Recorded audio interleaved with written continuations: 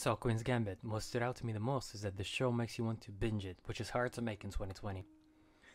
I'm not gonna spoil it, but I can say that it's realistic. Looking both through historic and social lens, the life back in 1960s is shown almost perfectly. As Netflix usually does, cinematography and the picture overall is very good. Though we have seen better transitions between the scenes on the same platform, it's not critical in this scenario.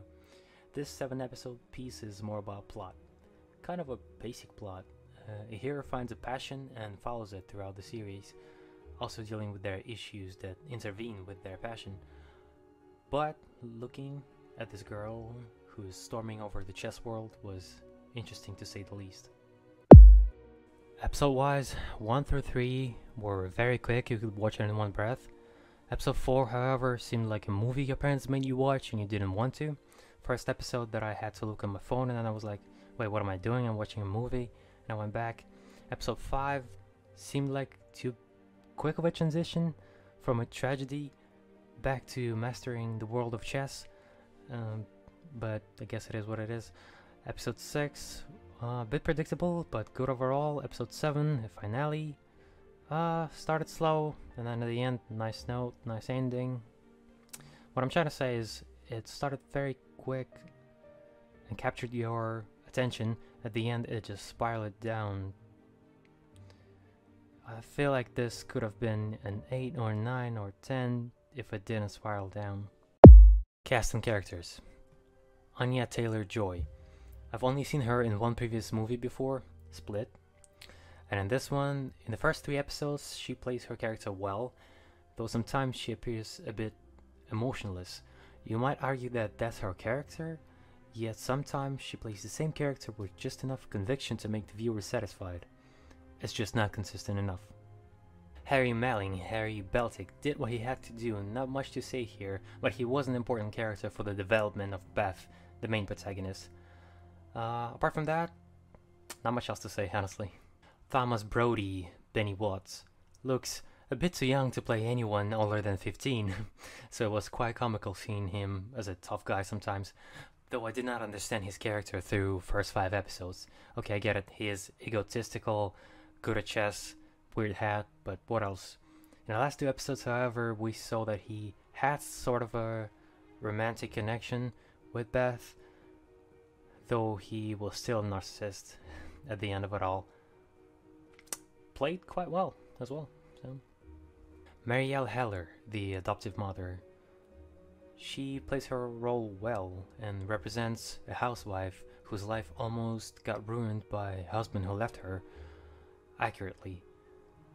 But I didn't have a strong connection to her character when she was at her critical point in the series.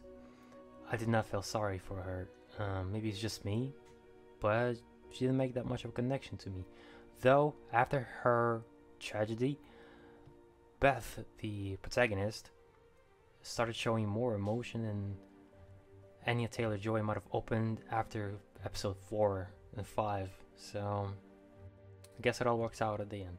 There were also other important characters in this story, but that's for you to find out for yourself, because I just didn't feel that they had a lot to show their acting, so I wasn't going to include them in this video, but all the characters seemed necessary, I would say, and none of them looked out of place, which was good. There were also these throwbacks into the childhood of Beth, the main protagonist. They were in the beginning of episodes and they vaguely gave you the idea of what the episode is going to be about, but I felt like they weren't that necessary. Maybe it's a cool trick for some, but I didn't feel so. Another thing is lack of humor.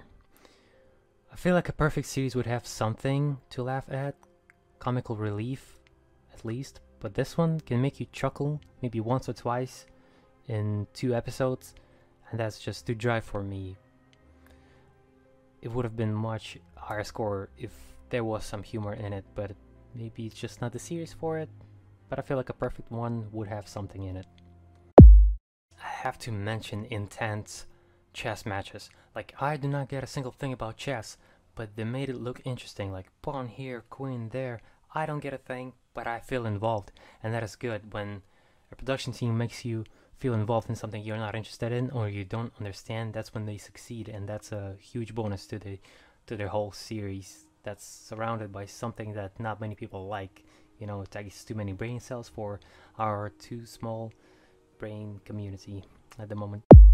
So Queen's Gambit was a 7 out of 10 for me. Tell me what you thought about it, and recommend me another show or movie to watch, and I'm gonna try and criticize it. It was ABC12. Ciao.